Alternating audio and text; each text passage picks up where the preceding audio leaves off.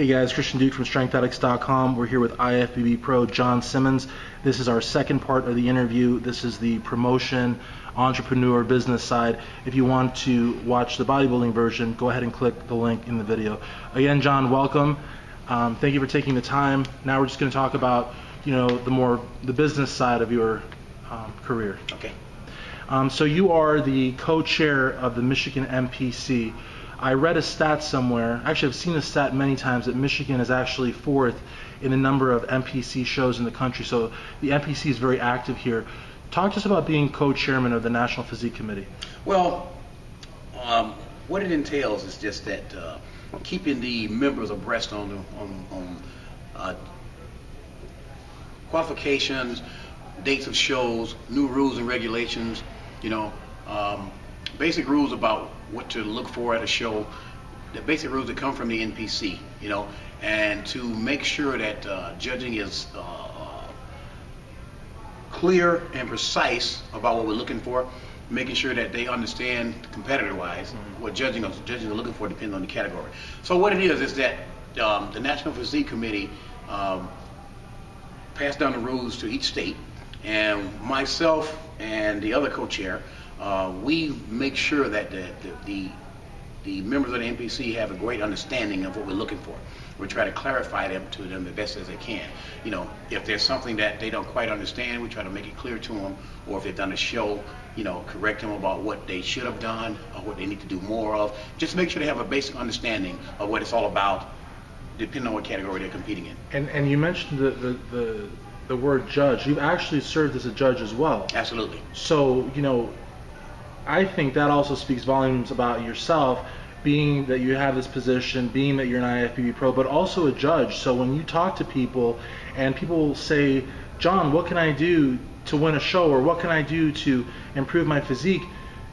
You're speaking from experience. Because you've had the scorecards, you've determined winners before, so you have that insight as well. Absolutely. And the thing about it is you can relate to what they're going through. It doesn't make a difference whether you're male or female. When you look at the basic bottom line of it, we're all doing the same thing in perspective-wise, because you're going on a diet, I'm going on a diet. It may be in a different way, right, but the ball of wax is all the same. Okay, so once you hit that stage, I understand.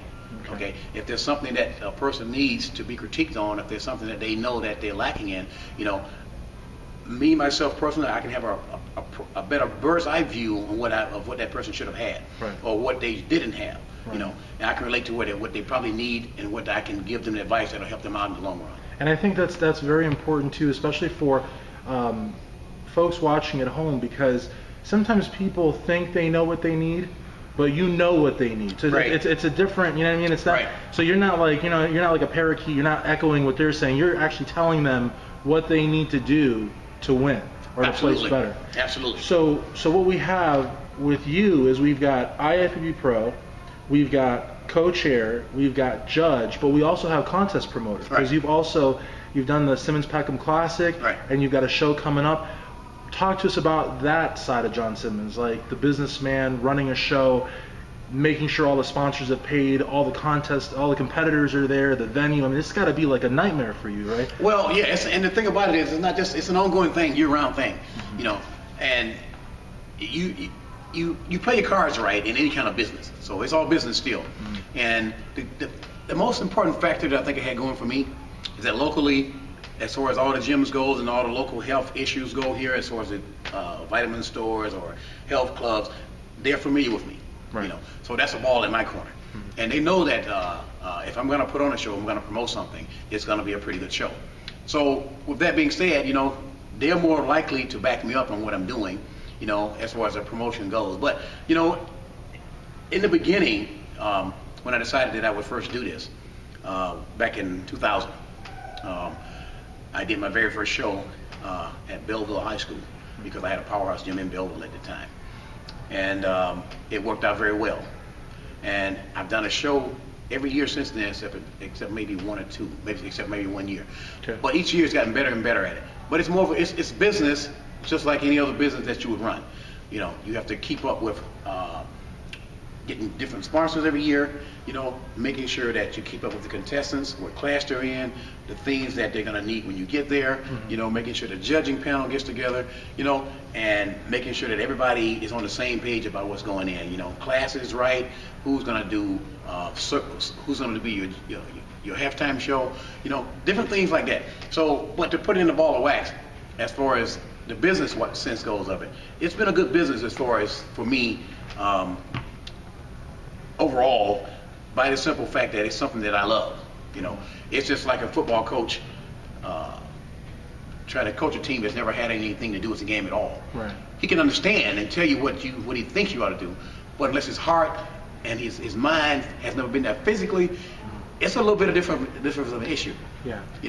So I can understand. I've been there. They can relate to me better. I can't go out to a basketball game and tell a guy, hey, you need to step back and shoot another 20 foot. You might make that. Right. It doesn't work that way. But at the same time, though, even though you're good at this and people know your name, this isn't for everyone. Absolutely. This is something that absolutely will eat you alive. I think most people will find out that this is probably one of the hardest things that you'll ever do. And if they think that getting in shape or doing 2 days for a football camp or getting in shape for wrestling during the off season is tough, okay, try getting ready for a show and eating fumes, basically is what I call it, when you have to eat the same thing every day, day in and day out, and go to the gym and take care of your livelihood. Right. But yet you're eating a certain way.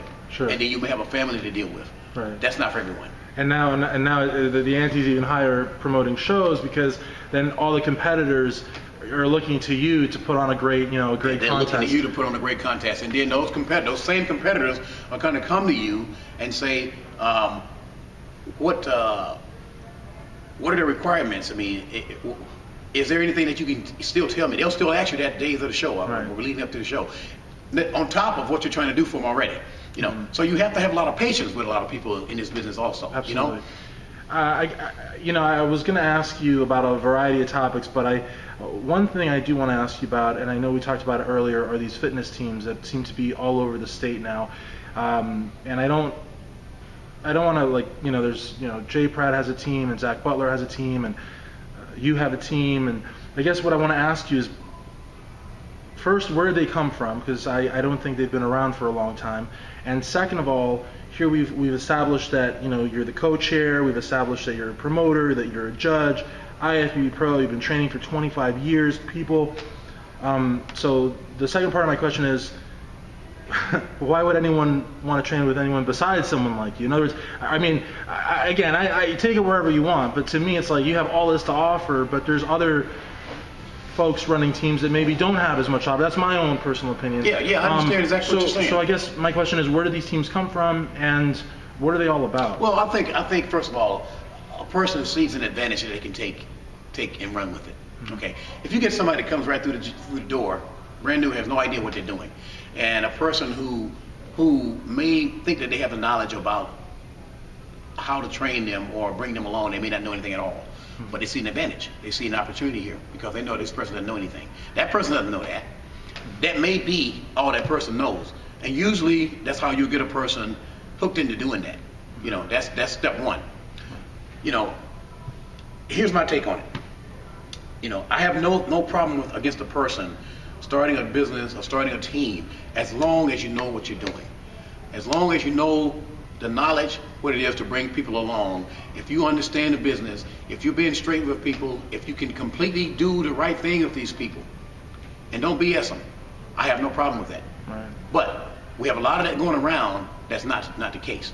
Not just here, not just in this area, but in other areas also. Sure. But as far as what we have in this area, okay, I think that the people who have these teams, I think that some of them need to be more knowledgeable about what they're doing.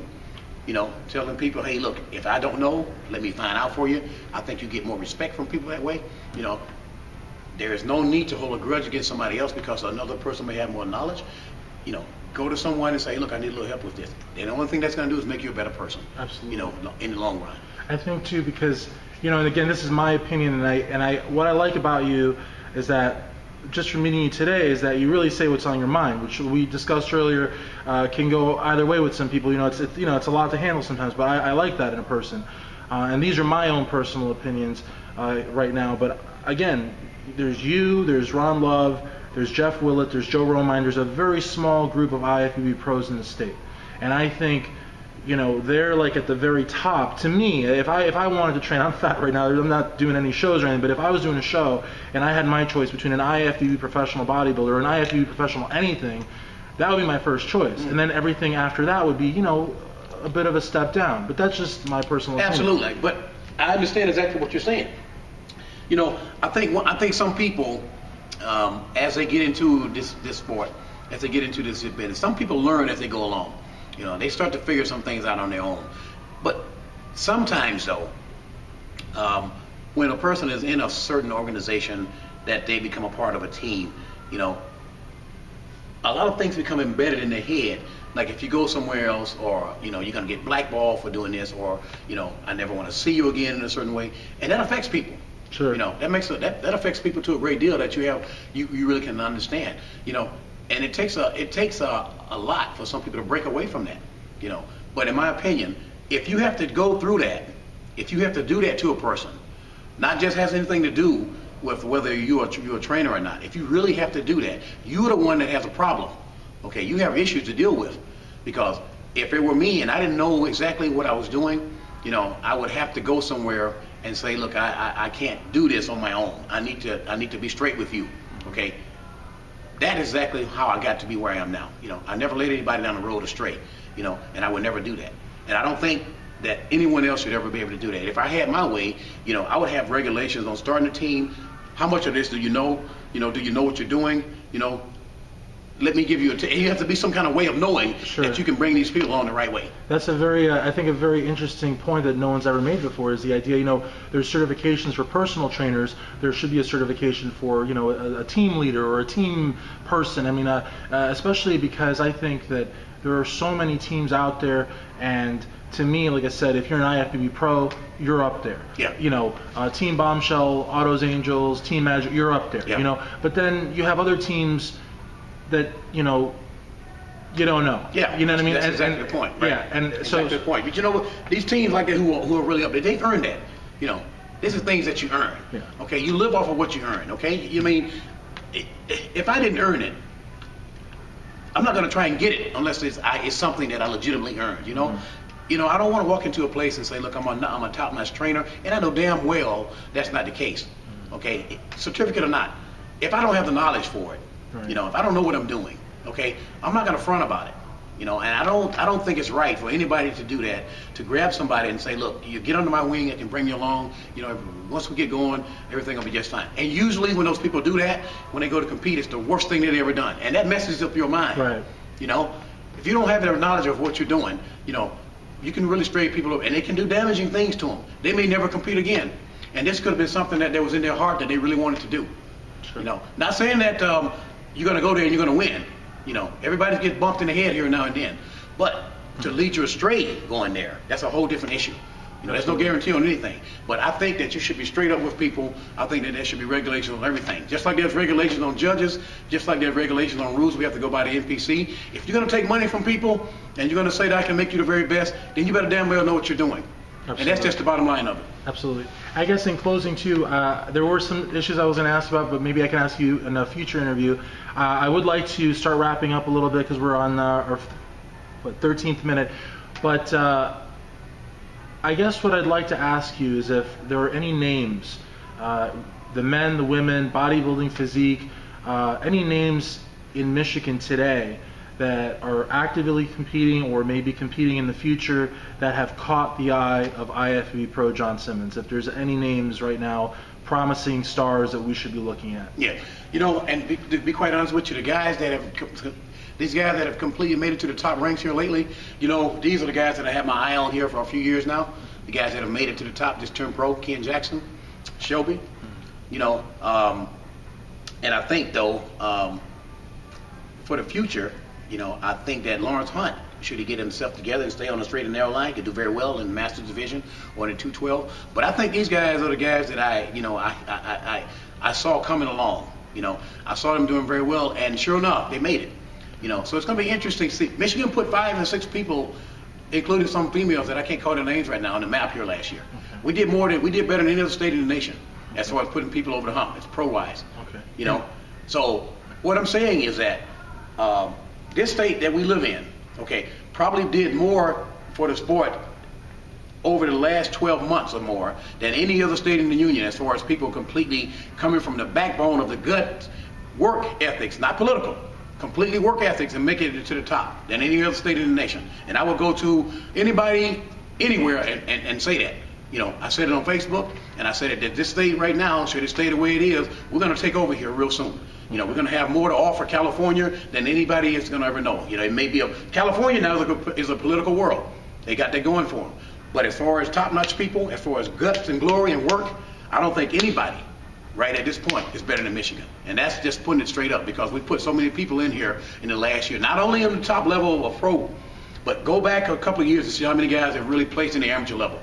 How many guys are right there as far as the pro ranks go. You know, we're coming along very well. And I think in another year or so here, we're going to really be on the map big time. We're just going to sign off here. It was great talking to you about, you know, being the co-chair of the NPC, personal training for 25 years, contest promoter, judge. We talked about the teams. I really appreciate how you handled that question, because I think you did a really good job. If there's anything you'd like to say, would be a good time. I know we had mentioned Jim Mannion, who's the president of the NPC. Yeah. And you know, I think he's a great guy. I don't know if you've had a chance to meet him. Yeah, I've met with him on several occasions. I think he's a straight up great guy, and you know, he loves what he's doing. So, you know, he's a passionate man about it, and I can respect that. Absolutely. You know, but if anybody has any questions for me, you know, you can always contact me. I will give you an honest answer. I'll be straight with you. You know, JSJakeJr@gmail, or you can Facebook me. I'll be more than happy to talk to you about it. Absolutely. Thank you very much.